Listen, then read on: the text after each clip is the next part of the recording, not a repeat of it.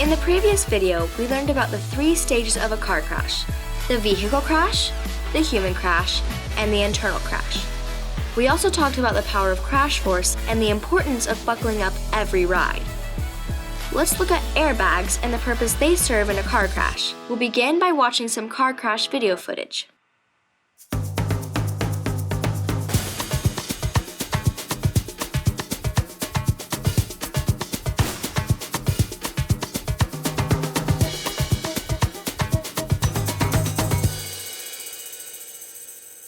During these car crashes, did you notice the airbags being deployed upon impact?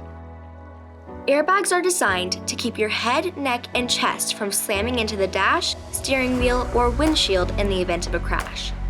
They are extremely effective in preventing life-threatening and devastating head and chest injuries. Let's see what you already know about airbags. Question: how many airbags are in a car?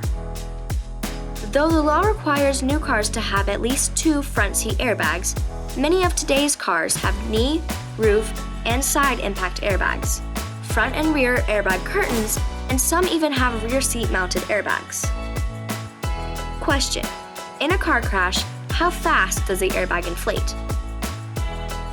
Your airbag is inflated by a chemical explosion, taking only 25 to 50 milliseconds. That translates to around 200 miles per hour. Question: true or false? An airbag alone is enough to protect you during a collision. This statement is false. Airbags alone are not enough to stop you in the impact. They are not designed to. Airbags are designed to work with your seatbelt. In a crash, your seatbelt will grab you and pull you back into your seat, while the airbag protects your face from slamming into the steering wheel, dash, or windshield. If you are not wearing your seatbelt, the airbag may deploy as you fly forward, striking you as it inflates at 200 miles per hour. This can cause you to be injured rather than working to keep you safe. Now let's look to see what is happening on the inside of the vehicle during the crash. Can you see how fast the airbags deploy? They have to come out with great force so they can be there to catch the mannequin's face and body before it slams into the steering wheel or windshield. True or false? It doesn't matter how I'm sitting in the car's seat, as long as I have my seatbelt on. Before I give you the answer, let's think about what we saw in our car crash videos. How quickly and how powerfully the airbags inflated. What would happen if you were seatbelted but sitting with your feet up on the dash? What would happen to your legs when the airbags deployed? Would the airbag protect you? By now you've probably figured out that the answer to our question is false. With your legs in front of the airbag comes out with so much force it will push your legs up and cause injury. How you are sitting in your car is critical to allowing the airbag to properly work with your seatbelt to protect you. Which brings up another question.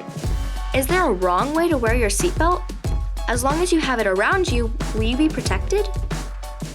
Wearing a seatbelt incorrectly can actually cause injuries rather than prevent them. Seatbelts may look like they are just a strap holding you in case there's a collision, but they are so much more than that. Seatbelts have pretensioners, which is a device that pulls the seatbelt tight during a crash. Much like the airbag, once the sensors detect that a crash has occurred, the pretensioner utilizes an explosive charge that tightens the seatbelt around you. It can actually feel like an arm grabbing you and pulling you back into the seat.